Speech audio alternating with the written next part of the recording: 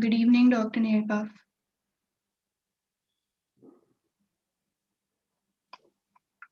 So we will just begin in 5 minutes.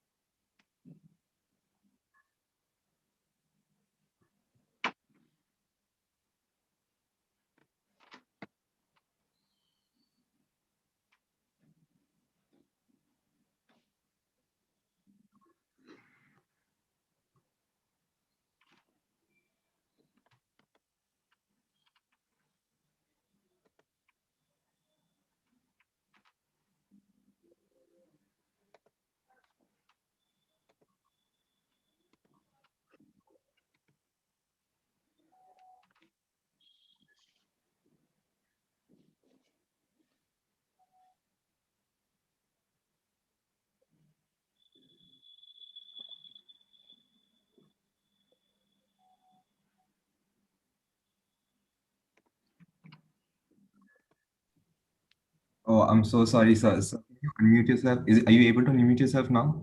I am now. Oh, I'm so sorry.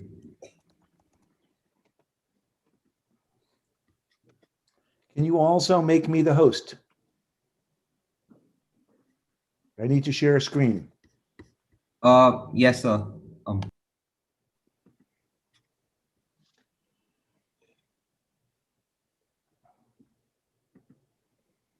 Thank Sir, you. are you able to share the screen now? I think I am, yeah. All right. Thank you so much. And also, we need to, I didn't say we could record this, so we need to stop recording it.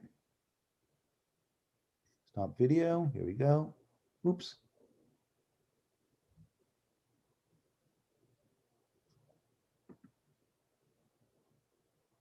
Okay, that's good.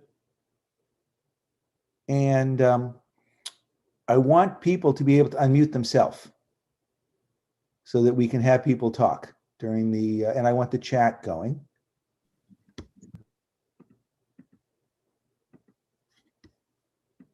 Do we have the chat enabled? Yes, sir. Yes, so we do. Great, thank you. And do people have the ability to unmute themselves? Yes, sir, they can. Great. Can you hear that, by the way? Yes, we can.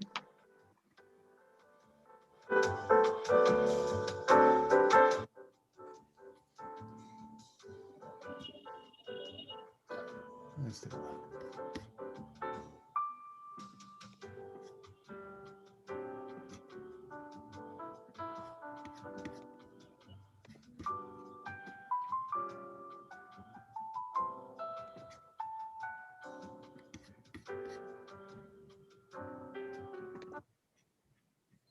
Share screen.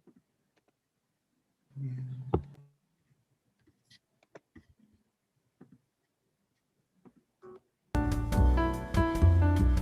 Okay.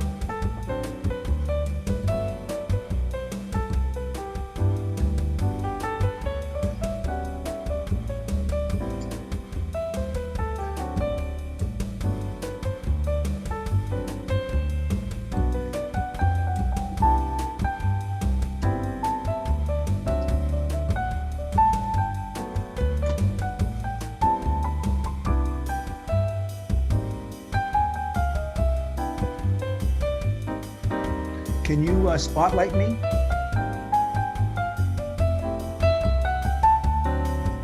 Yes, sir, we can. Kevin, can you spotlight, sir, please? Thank you. Yale. Yep. Yale. Seriously. Yeah. Damn. Why is there no sound? Ivy League. Yeah. How many participants, bro? No, 88. Should we start? Yes, sir, we can begin. All right. So a very good morning to everybody here and a warmest good evening to sir. Thank you so much for responding to our kind invitation. Without further ado, I would like to ask Ria to give the opening speech. Good morning, everyone, and a very good evening, sir. A hearty welcome to the inaugural lecture of NEF 2021, hosted by the Economic Society of St. Stephen's College. Today, in our midst, we have Dr. Barry Nalebuff. Dr. Barry is a professor at Yale School of Management. He has taught negotiation, innovation, strategy, and game theory. He is the co-author of 6 books. Some of his notable works include Thinking Strategically and the Art of Strategy. He is a graduate of MIT and a junior fellow at the Harvard Society of Fellows. He has earned his doctorate at Oxford. Dr. Barry is the author of the course Introduction to Negotiation on Coursera, which has over 338,000 enrollments. He also co-founded Honest Tea, along with his former student in 1998, one of the fastest growing incorporated companies of America. His book, Mission in a Bottle, tells the story of Honest Tea. He also has extensive experience consulting with multinational firms like American Express, McKinsey, and Google. He also advised the NBA in their negotiations with the National Basketball Players Association. Sir, on behalf of St. Stephen's College, I extend a warm welcome to you. Once again, a hearty welcome to each one of you present here, and thank you for taking out your time in being here today.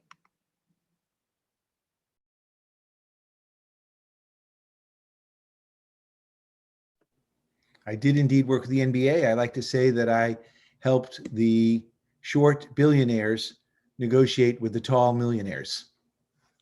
And one of the things I'm hoping that we will do in today's session is have it be interactive. And so it would be great to the extent you turn on your video and so I can see some of you and call on you. And I'm also hoping you'll use the chat. I have that open and I can be seeing what it is that you're saying as I ask questions of you all. The classic idea of negotiation is the scene that you might see in the following. This is from The Office. Can you go over those options again? You know what? You knock $1,500 off the price right now, and I will take it off your hands. It's got to be now. Well, I Seal had the deal. the blue Let's book do it. values. Let's do this thing.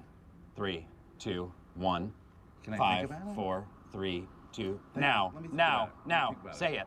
Do it I'm now. thinking about Do it. it now. I'm thinking. Do it. Shake my hand. You will sell me this car. Shake my hand. Yeah. All right. So that's the classic approach that people think about in terms of negotiation. And it's exactly not what I'm going to suggest that people do today. In particular, a lot of people think that to be a successful negotiator, you have to be a jerk. And they copy the stereotypical approach that you see here.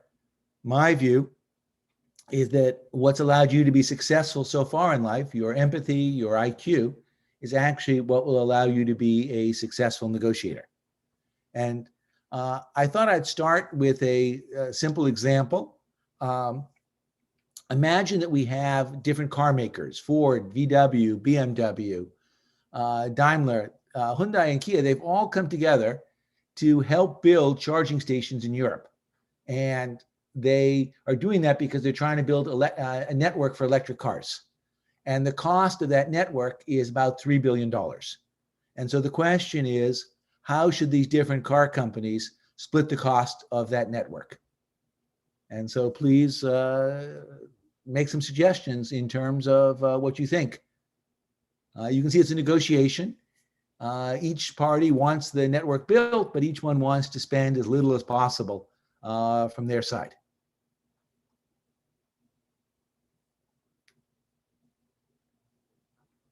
So I just want to make sure that people can actually use the chat because I'm not seeing anything.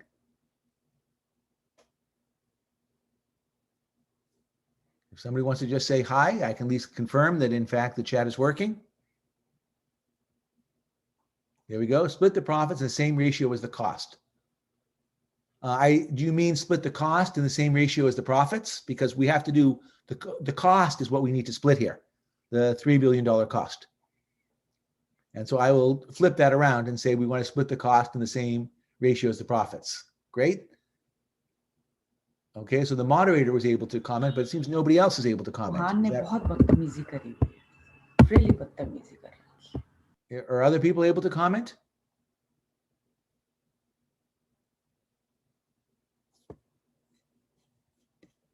It's looking like the answer to that question is no.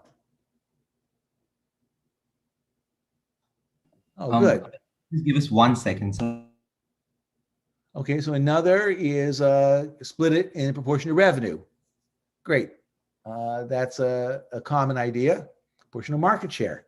But when you say market share, do you think, I like that. So market share could be in terms of dollar market share. It could be in terms of car market share. These are all quite sensible ideas. And so thank you for contributing. You know, if you look, you can't do it equally because the market shares of these companies are so fundamentally different. And there's a general view out there that the way we negotiate is we typically do things in some type of proportion. So I don't know if that proportion is sales, units, profits, miles, all of those things are possible. And I don't know if that should be the sales, dollars, units of internal combustion engine cars or battery cars. Those are also a little confusing. We're actually asking the question really of how much capital to put into this venture. That is the challenge. And I want to suggest that there's a completely different way of doing this. And that's going to be the Yale style negotiation.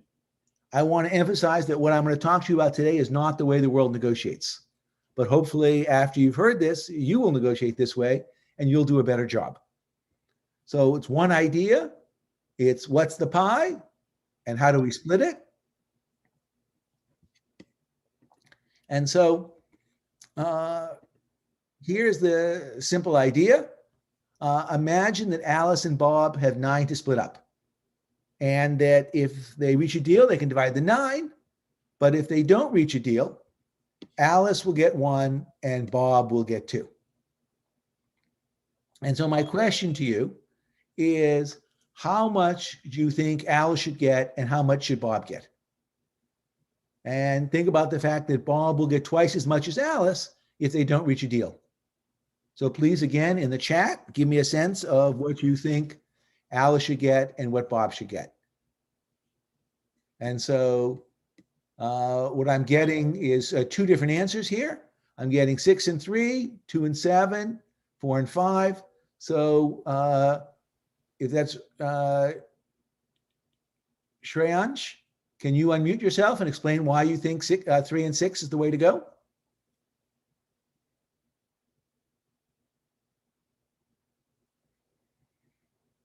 Mr. Goel? Mrs. Goel?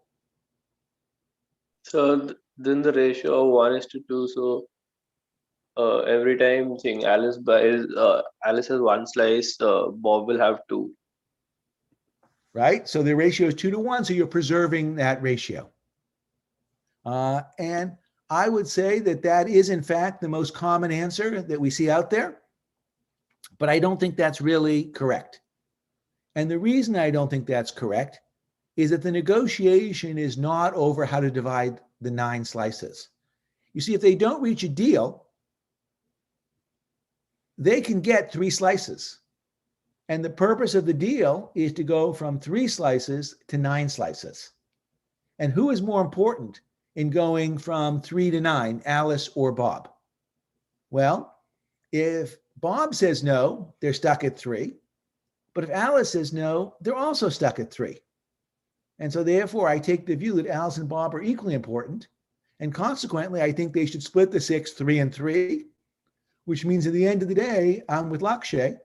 And also, it looks like Nandini in terms of splitting the 6, 3, and 3, which leaves you 2, 4, and 5. Okay? So my point here is that Alice and Bob have equal power when you correctly define what the negotiation is over, and the negotiation is over 6, not 5. And there are a lot of people who think, well, I should just divide the 9 equally, 4.5, 4.5. But if in fact Bob could get 5 on Bob's own, then you would never have a deal, because Bob would say, forget that. It's just not, I wouldn't accept it. And so it can't be that you split the 9, 4.5, 4.5. Similarly, if you're going to split the 9 in the ratio of the BATNAs, of the fallbacks, imagine Alice would get nothing if they don't do a deal. Does that mean we should split it so that Bob gets 6 and Alice gets 0? I don't think so. So I don't think the idea that Alice is weaker because she has a fallback of 1 or 0. The whole point of a negotiation is to do better than your BATNA, do better than your fallback. And in that sense, both parties are equally necessary. So the big idea is the notion of the pie is how much more the parties get by working together compared to what they get by working separately. So you need to know what's possible if you reach a deal, what's possible if you don't do a deal, and what you can do together. And so the idea of BATNA is an acronym. It stands for Best Alternative to a Negotiated Agreement. And so in this case, the BATNA for Alice was 1, and the BATNA for Bob is 2. And thanks for asking that. I appreciate that I was using an acronym that not everybody would be familiar with. So in particular, even though I don't use the acronym, again, think about, just as I go back a slide, it's what you get together compared to what you get under no deal. So the pie is how much more you create working together than acting on your own. So consider the following. We have Anju and Bharat, and actually it should be both, not A and B, it should be Anju and Bharat at the top of the slide. And they both have money to invest in a 1-year CD. And if they don't reach an agreement, Anju will invest $5,000 at 1%, and Bharat will invest $20,000 at 2%. Whoops. So therefore, Anju will make $50 in interest, and Bharat will make $400 in interest.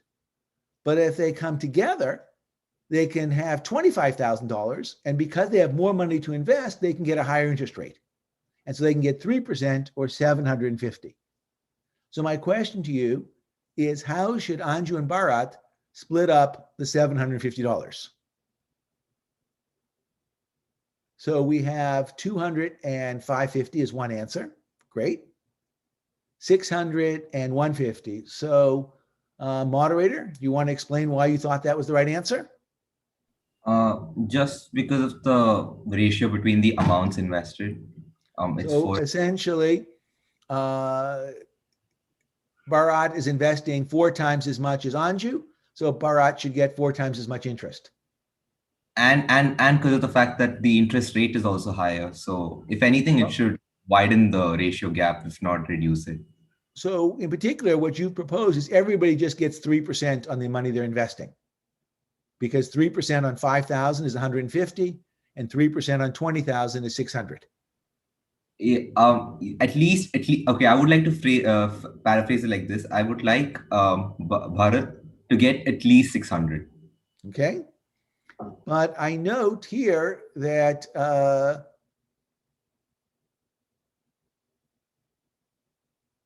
Lakshay has got a different answer, 200 and 550. So Lakshay, you want to explain why you thought that's the right answer? So I basically took that currently they were getting, if they haven't collaborated the amount, Anju was getting 50 and Bharat was getting 400. So the remaining amount that they are receiving extra, that is $300, will be splitted equally, assuming that both have equal negotiation powers. Okay, so basically, what I love that Lakshay said is that if they don't do a deal, the BATNAs or the fallbacks are 50 and 400. That adds up to 450. If they do a deal, they can get 750. So doing a deal is worth an extra 300.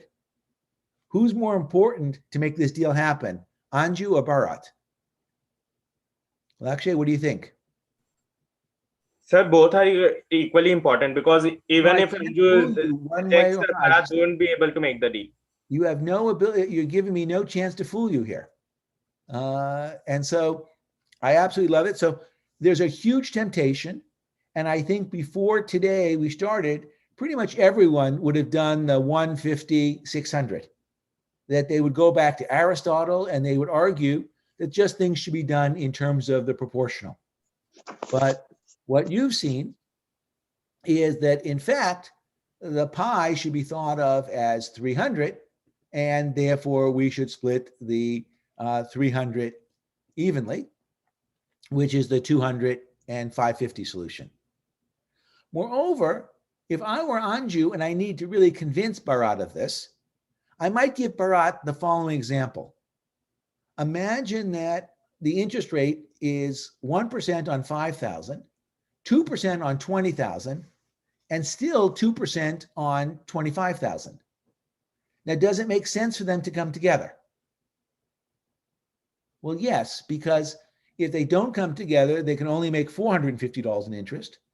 If they do come together, they can make 500. So that makes sense. But if we take the moderator's approach and split things in the ratio of 4-to-1, well, that would mean that Bharat would get $400 of interest and Anju would get 100. And that's terrible for Bharat, right? I mean, that's the same thing he gets without a deal. And so there's no way that Bharat would give all the extra interest to Anju. And so if I were Anju, I needed to convince Bharat that the proportional division was wrong. I would use an example like this because it shows that the thing which Bharat liked in one case could really work against him in another. And if proportional division is wrong in one case, it can't be the right principle for how we should go about dividing things.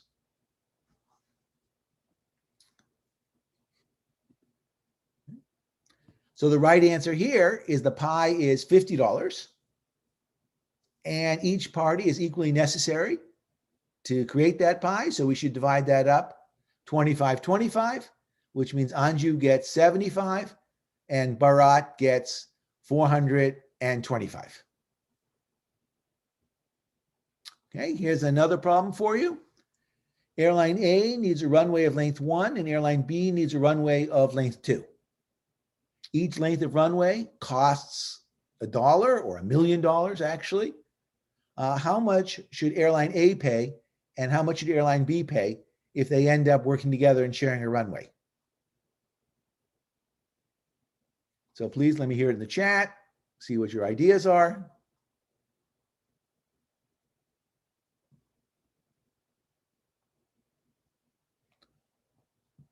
Thank you, Lakshay. Yep, I understand that it's either millions or normals, that's all fine. But we really should have other people besides Lakshay contributing, because we have, it looks like, some 99 people here. So there's got to be some other folks who have an ability to chat and see what they think's going on. So I'll give you guys a moment to do that.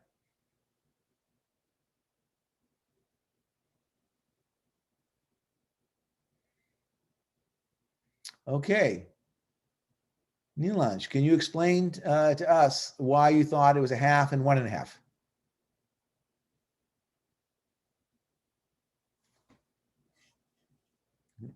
Unmute yourself and explain to the folks.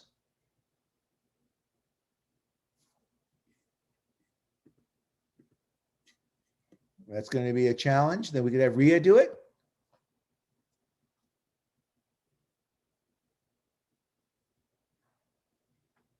Are people not able to unmute themselves?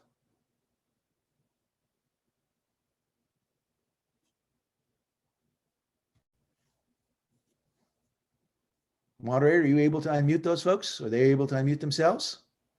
Yeah, I have. I mean, I'm assuming they're able to unmute themselves, and moreover, I am sending them a request to unmute themselves, but I don't know.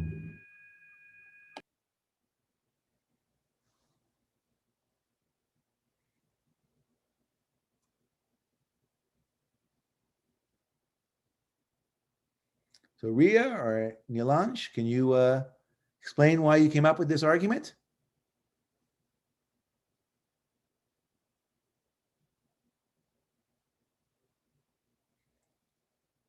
All right.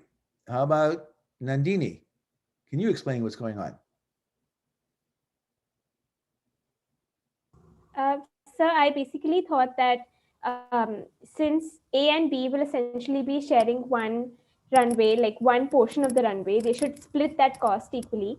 And obviously, the second runway will be used by B alone. So B should pay the full cost for that. So that way, A should pay 500,000 and B should pay 1.5. I love it. I love the answer. I think that's right. Let's try and do that using the pie approach for a moment. So what would they end up spending if they don't reach an agreement? And so stick with So me. in that case, Nandini? A will pay 1 million and B will pay 2 million. So together they will pay? Together they will pay 3 if Perfect. the negotiation fails, and otherwise they will pay 2. So therefore the pie in this case is reducing. In case what is of the size of the pie here? So in case of the negotiation, it's 2. Right. So therefore the size of the pie is how much better they are with a deal compared to no deal. So the size of the pie in this case is 1 million. 1 million. And who's more important for that million, A or B? Well, they're equally important. They are equally important. Therefore, each saves a half. So one pays 1 minus a half, and B pays 2 minus a half, which is exactly what you said. Right, sir.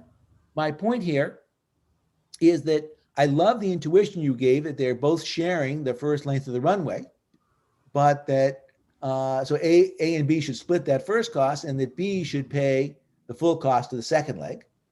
And my point is that the pie can give you that very intuitive answer, that sometimes you can come up on your own, but in a more complicated problem, sometimes you wouldn't.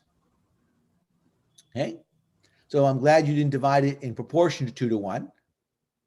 And if I go back to the case of Ford and VW in Europe, and just think about how they should split the cost of the charging stations, I think we should do the same approach. So imagine the cost is $2 billion. If VW goes alone, it's $1 billion if Ford goes alone, because they're going to build a smaller network. And if they come together, they can do the network for $2.5 billion. Well, it's a whole lot like the runway. That coming together saves $500 million.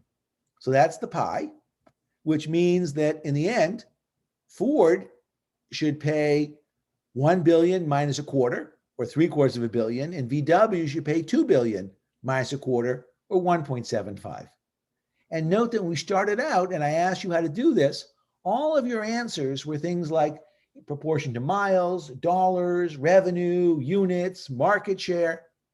But no one was saying, oh, we should split up the cost in proportion to the savings that we create by doing this together compared to separately. And what that means is that when people are thinking about negotiation, they end up focusing on the wrong aspect of the negotiation. They think they're negotiating over the value created by the network as opposed to the value coming together by reducing duplication. Now, I know there are a lot of complications to what I'm talking about in terms of what if there are more than two parties? What if one side cares more? What if it's hidden? What if one side doesn't know about the pie? Emotions. Why should a side that traditionally does better adopt this approach? And We don't have time to do all those things today. I'm sorry to tell you, but I thought I'd give you one example of a real life negotiation using this. So I had this friend who made a mistake. And the mistake he made is that he ended up filing a trademark. And in the United States, when you file a trademark, the moment you file it, it's public information. The US Patent Trademark Office has a list of everybody who files for a trademark. And what happened is he did this without a lawyer and forgot and didn't know that it was going to be public. And so the moment that he filed for this trademark, somebody else who was watching the site went and bought the name that he was trademarking, .com. And so when he went to buy the website name, it turns out it was already taken. And so my friend wrote to the person, I'm going to call him Edward because that was his actual name. And he said, look, I've seen that you've bought the trademark for, I'm calling it my stuff. And I guess you're doing it because you want to sell it back to me. I'd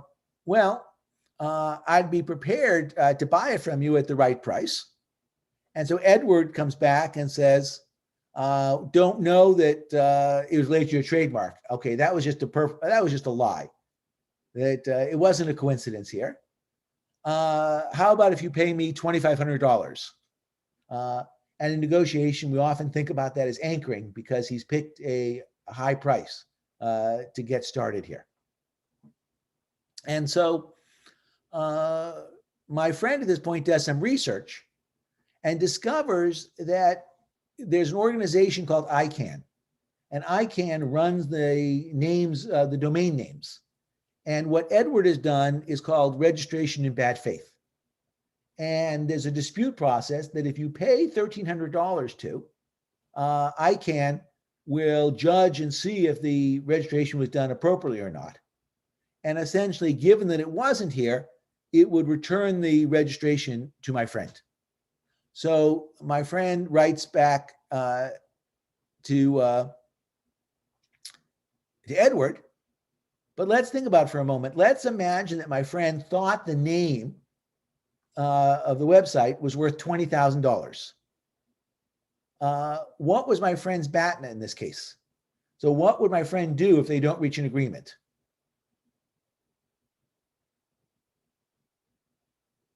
So please put in the chat.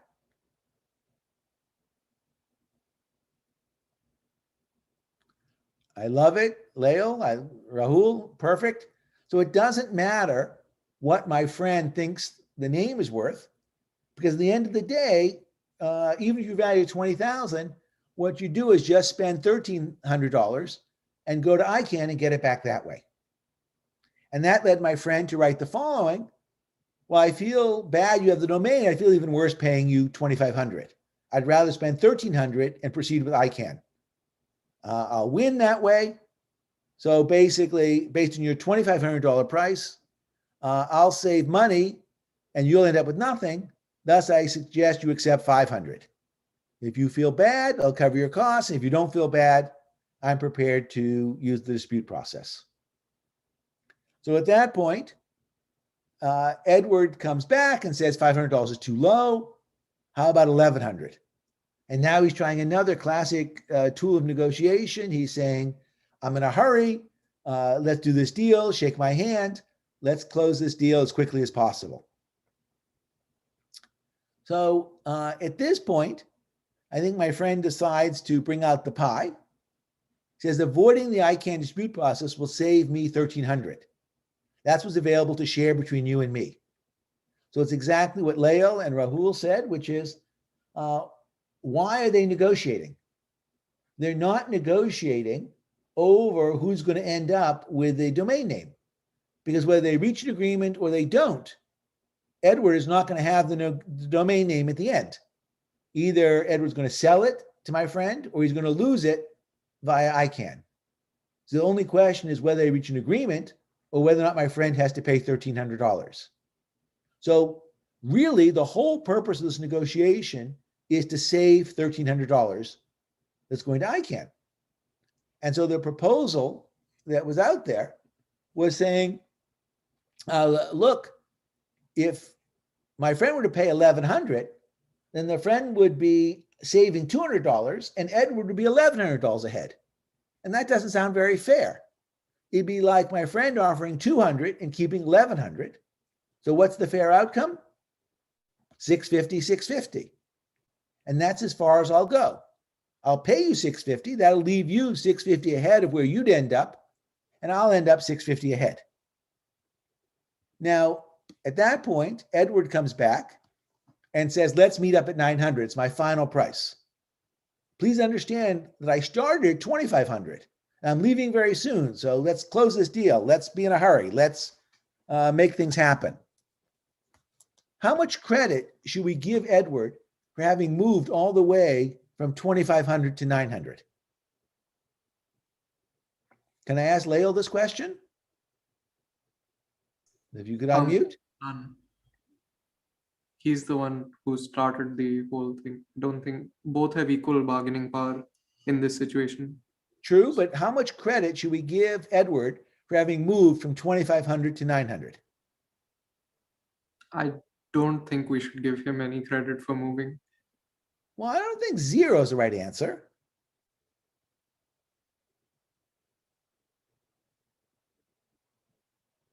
Rahul, do you want to give it a shot?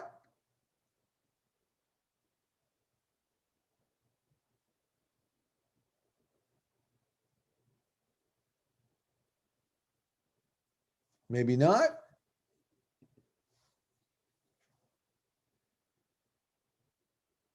So Edward's just doing a little stupidity by not accepting 650. Somebody has the upper hand here. But Edward is saying, I made this really big movement. And my view is, until Edward hits $1,300, I don't care what Edward's asking. It's all silly talk. And so essentially, yeah, I'd give Edward credit for moving from $1,300 down to $900. I'll give him $400 of credit, but he still has another $250 to go. And that my friend has gone up from 0 to 650. And so in the end of the day, until you're in you've basically done something better than the other side's BATNA, it's all irrelevant. Now, at this point, why did he pick 900? Well, I think actually, if you look at it, my friend was at 650, Edward is 1,100. If you average those two things, it's basically 875 or 900. And so my question to you is, at this point, Rahul or Lael, what would you propose doing in response when the person says, I won't move from 900? How would you answer that email?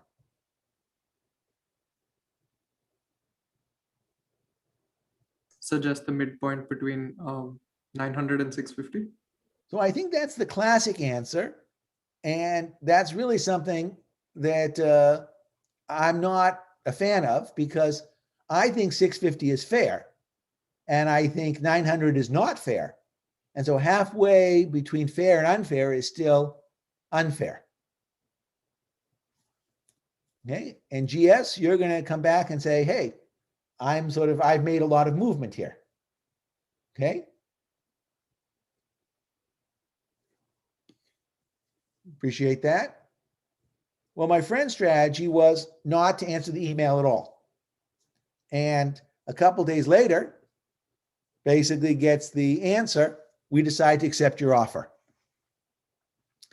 And my question to you now is, look, does Edward care at all about the pie, or does Edward care about fairness?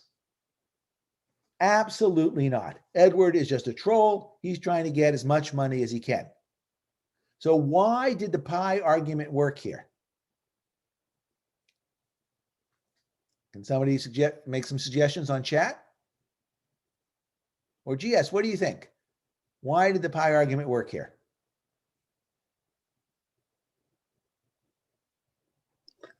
Sir, could you repeat your question? I didn't get the exact. Edward does not care about fairness, does not care about the pie. He's just a troll. He's a cheat. he wants to get as much money as he can. And so the question is, why did Edward concede? Why was he willing to move to 650? There's no law.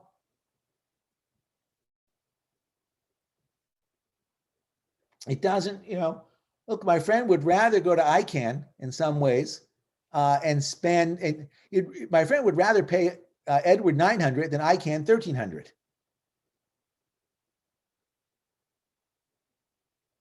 It saved both of them 650. That's true. But look, it's still better to pay ICANN 900 than paying, it's better to pay Edward 900 than to pay ICANN 1300.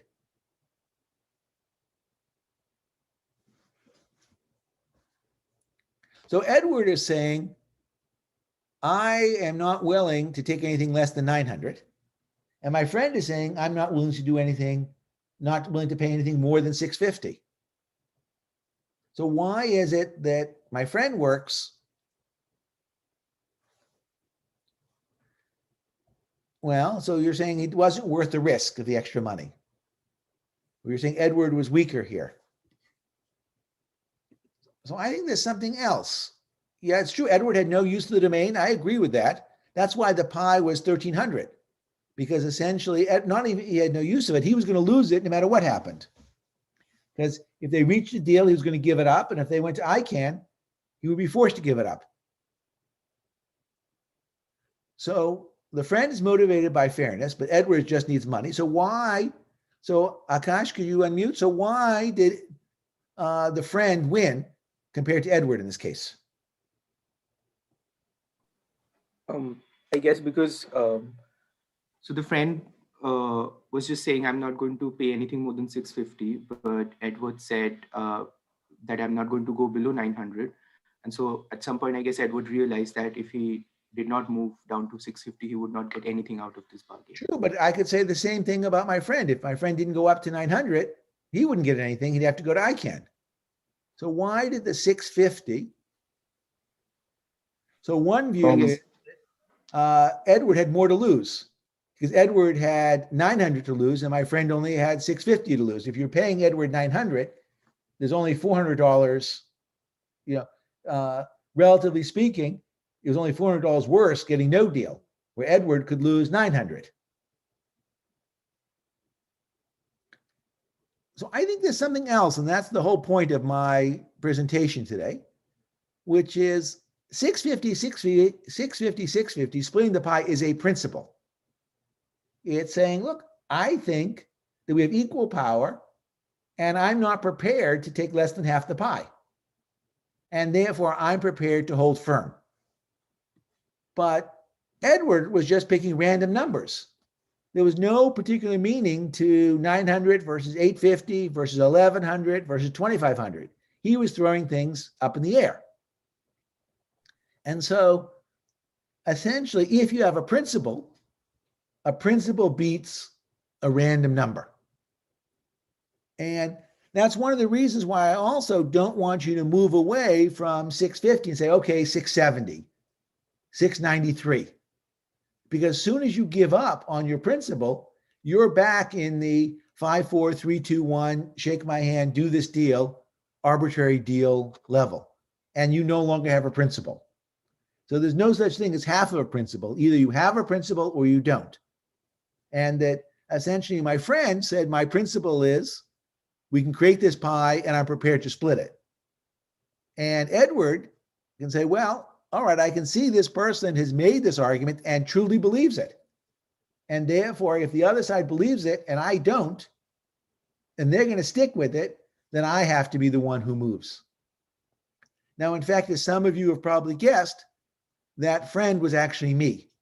And so I have one other lesson for you, which is buy the domain name before you go ahead and register the trademark. It turns out in the past, Edward has actually gone to ICANN on many cases and lost everyone. In fact, not only does he lose, when he goes, he doesn't even fight. He basically just, he doesn't even respond to the complainant. And so he's really totally guaranteed to lose. Let's see, Lakshya has a question. Let's assume Edward starts with $1,000. So what's your friend have done? So my friend, of course, being me, I still think the answer is 650, 650. Because, look, if I could somehow persuade him to go below 650, okay, that's fine. But I don't have a principled argument for doing it. It's all kind of arbitrary. So it's true I didn't start with 650 because I figured that Edward wanted to see me make some movement. But so I picked the number below 650 initially, but I was planning to do 650 all along. Okay. Let me make one other example for you.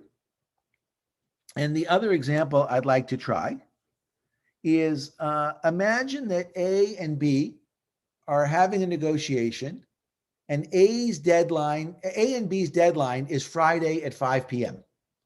So if they don't reach a deal by Friday at 5, they will get no deal. But it turns out A has a shorter deadline. A really has to be finished by Wednesday at 5 p.m. And A knows that and B does not. Should A tell B or keep that secret?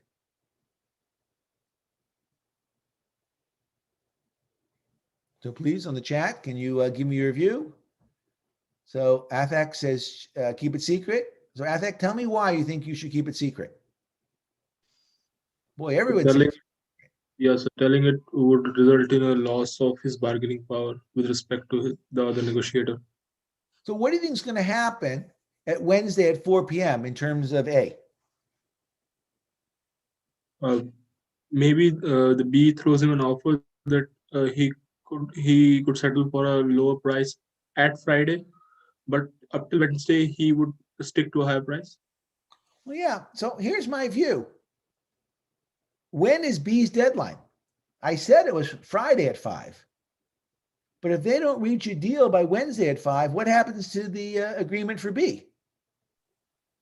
No agreement for B also. It's also gone. And so A is going to feel the pressure to reach an agreement between now and 5 p.m., Wednesday at 5. And the problem is B is not going to feel that pressure, but should. And so I think there's no reason for A not to tell B that they have the same deadline. And we tend to think that we want to keep something secret, but actually I think that's a mistake. Go to something else. Sorry about this. Well, I was involved in a negotiation with Coca-Cola, where Coca-Cola had the ability to reduce the cost of plastic bottles that we're using in Honest Tea. Basically, this is the kind of plastic just like this. They can reduce the cost of these bottles from 19 cents to 11 cents. And so on 100 million bottles, that was worth $8 million. And the question is, how should that 8 million be divided up between Coca-Cola and Honest Tea? And so one view is that, if you divide the bottles in proportion to market size, Coca-Cola's market size is 40 billion and Honest Tea's was around 20 million. So that would be 2,000 to 1. And so Coca-Cola would get of that 8 million, 7,996,000. And Honest Tea would get 4,000, which is just crazy. And even Coca-Cola didn't think that was reasonable. So they said, well, look, Coke we'll take 7 and you can have 1. And I'm saying, no, we should divide it up 4 million, 4 million. And Coke says, well, we're bringing our buying power. What are you bringing to the table? And what's the answer to that? What is Honest Tea bringing to the table? Foregoing power to make bottles. Say it again. I just said the power to forego making bottles. I heard for making bottles. I didn't hear the first word.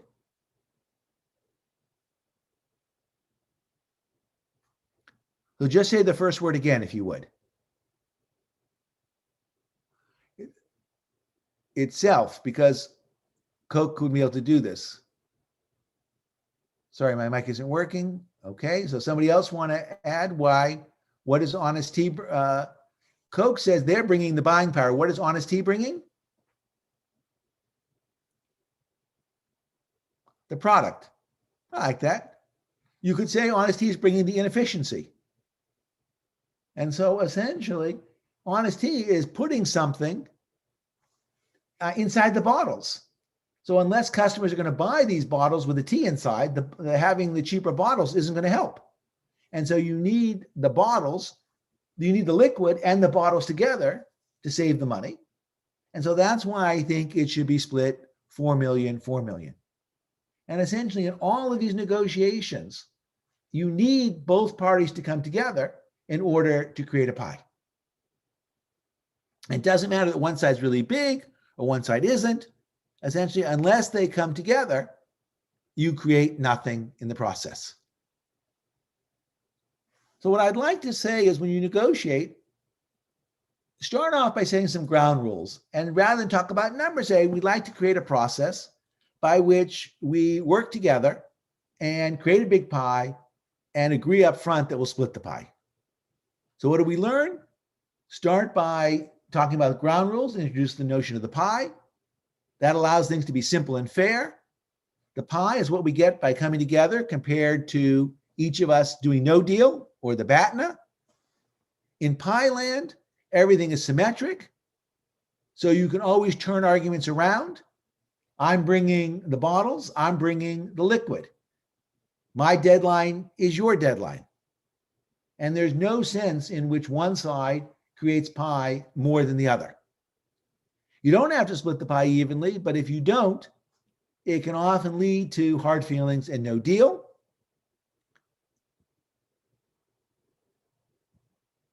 The world doesn't know about the pie. Most of the time, what the world does is they focus on proportional division. But what I've done today is given you a new concept. We're going to treat people fairly. We're going to treat them equally. But instead of treating each dollar equally, which is what proportional does, we're going to treat each person equally. So what we've done is doubled your options. And if you like this and you want more, there's a free online course at Coursera at coursera.org/learn/negotiation. And I'm happy to stick around for a few more minutes and answer some questions for you. So thank you for inviting me. And you can ask your questions on chat. You can unmute yourself. Whatever works best, here I am.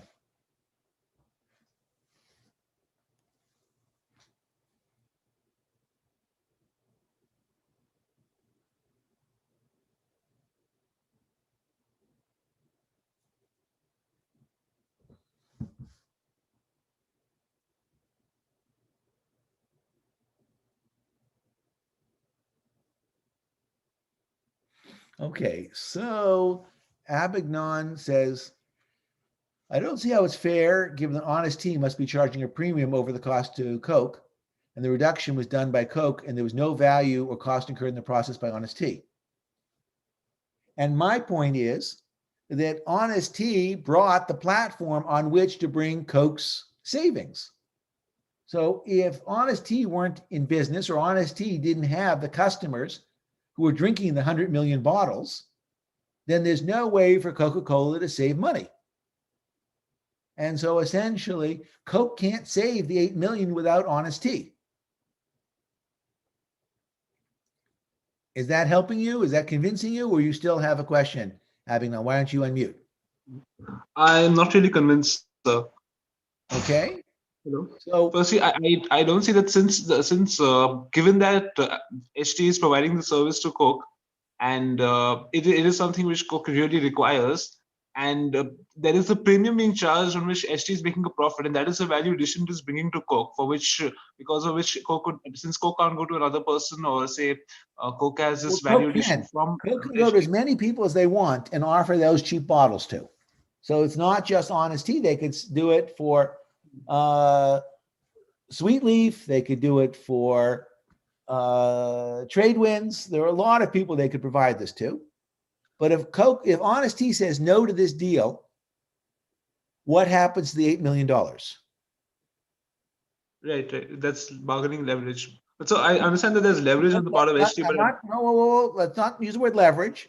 What happens to the $8 million if they don't reach a deal? Coke doesn't get it either. Nobody gets it. It's no different than the pizza example we did with the Anju and Bharat.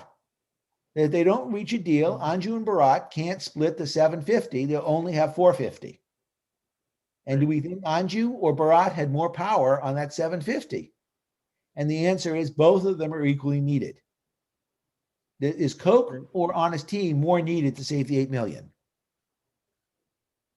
So in that case, would it not be that they take 7 and Coke takes 1 because Coke is still better off than it would be anywhere else? Well, I'd say the same thing. Honest could take 1 and Coke could take 7. So anything between 0 and 8 and 8 and 0 are both better for both sides.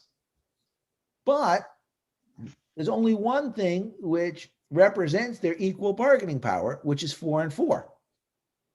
Because essentially, each side is needed to make the 8 million. Now, Coke could say, well, look, we're big and you're small. And so for Honest Tea, $1 million is a lot of money. Whereas for Coca-Cola, it's not even a rounding error and a rounding error. To which Honest Tea could say, well, you just told me you don't care about money. So we'll take 7, you can have 1, who will notice? Right. And so once you're in pie land, any argument that somebody makes can be turned around. Because it's always the case you need both of them to do the deal.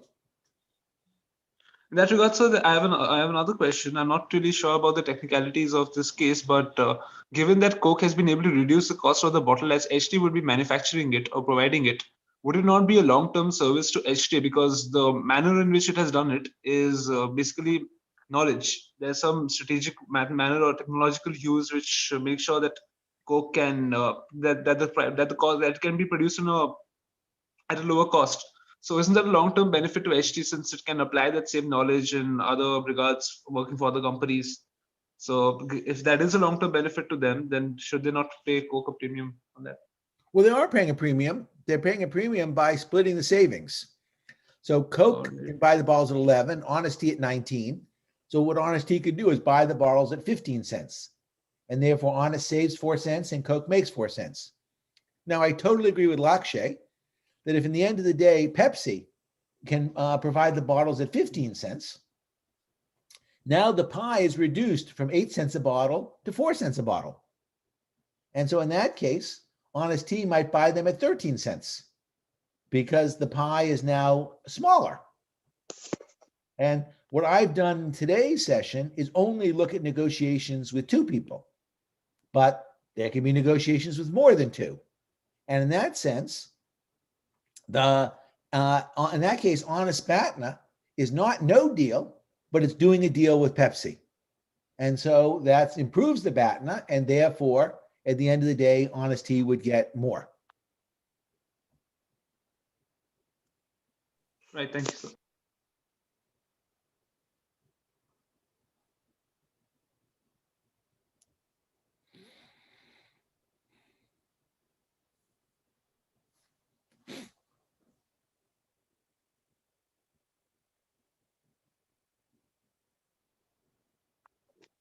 Please take this country question, which is posted above. I'm not seeing what the country question is. Sir, I can read it out for you, sir. Okay, where is it? Sir, it's right above Lakshya's comment, but how would someone using this to arbitrate in the conflict in developing countries? I see. Over who should pay green technology? Yeah, so I think that's a very important question. And in particular, I think one of the issues that's happened in terms of global warming is that people are thinking that cost should be based on population, or it should be based on GDP, or it should be based on some historical amount of carbon emissions. And I think all of those things are really mistaken because essentially the pie here is saving the planet. And effectively, it should not be that we preserve the current income inequality that exists. And so the rich countries are trying to do things where essentially they're preserving a proportional share that they don't really have a right to. And to the extent that we can get people to think in terms of the pie idea, I think that there's really a need to be both providing green technology to the developing countries and also recognizing that they should be allowed to be using more energy. So this idea of proportional division isn't just for negotiations in business, but I think it's going to be critically important for negotiations in terms of green technology, global warming, and I hope your generation will use it well.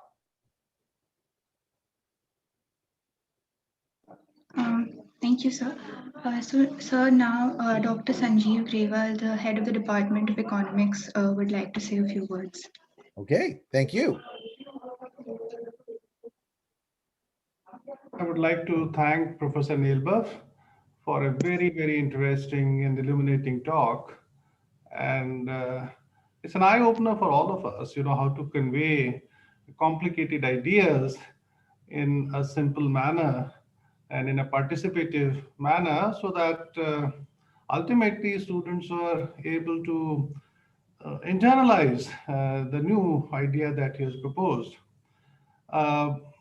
Professor Nalebuff, I actually, he doesn't, I'm sure doesn't recognize me, but I remember him from almost 35 years ago, 33, 34 years ago, when he was a much younger assistant professor at Princeton.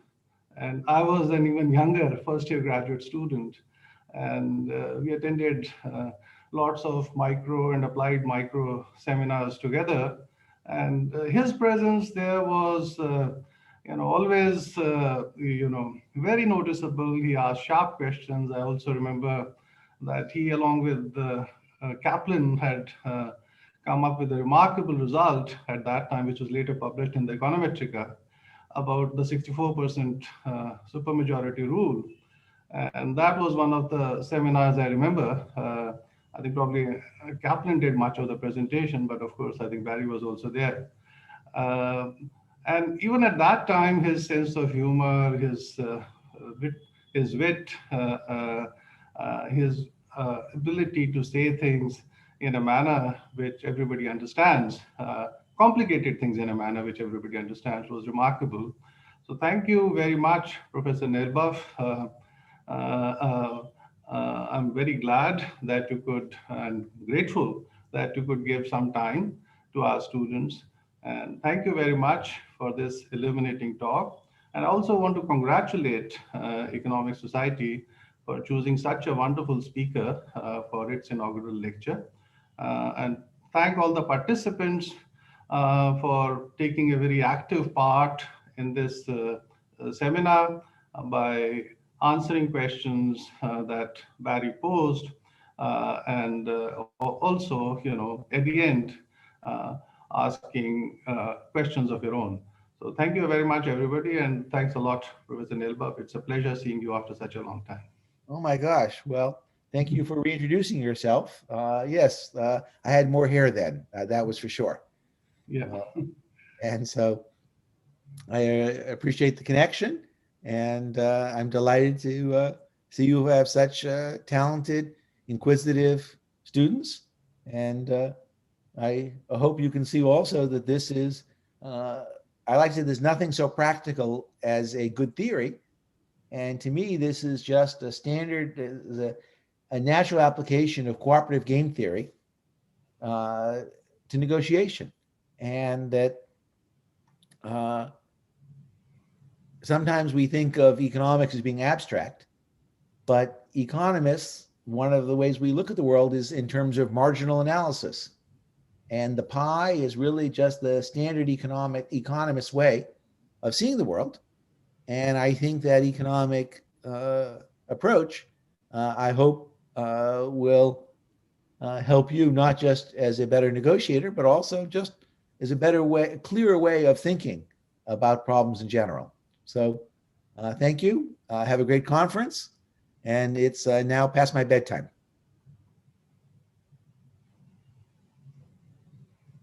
Thank you, Professor Neighbor. Okay. So just before you leave, Prerna would like to give some closing remarks. Okay. Yeah, thank you, Kevin. So we have a vote of thanks. Shubhangi, would you like to take over? Thank you, sir. It was a great honor for us to have you here today. We would like to express our heartfelt gratitude for accepting our kind invitation and being a part of this virtual event, even in these unprecedented times. It was a pleasure listening to you, sir, and learning the various aspects of negotiation, which is an important variable in the real world. This has indeed been a remarkable learning experience for all of us. Moreover, I would like to warmly extend our gratitude to everyone who has been a part of this session. Our beloved audience, it wouldn't have been a success without your keen interest and participation. We would also like to thank the entire team for organizing this event and their unending efforts to make it successful. Last but not the least, I would like to thank our college, our principal, Professor John Verghese, our bursar, Dr. Anish Ibrahim, and our society head, Professor Benston John, and our entire economics faculty headed by Dr. Sanjeev Grewal for providing us with this wonderful opportunity to organize the event. Thank you. Stay safe and take care. Yep. Thank you. And I think absent COVID and Zoom, I wouldn't have been able to do this. So maybe it's the small benefit of this crazy world that we're currently in. So stay safe. Have a great conference. Take care. Thank you, sir. Thank you, sir.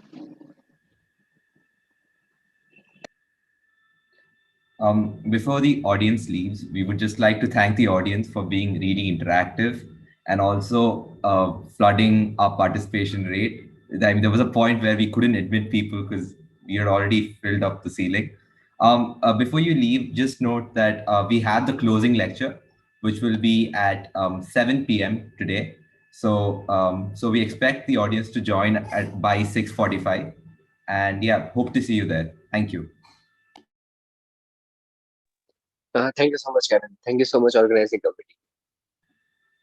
You're welcome. See you at 7. I will be there. Thank you.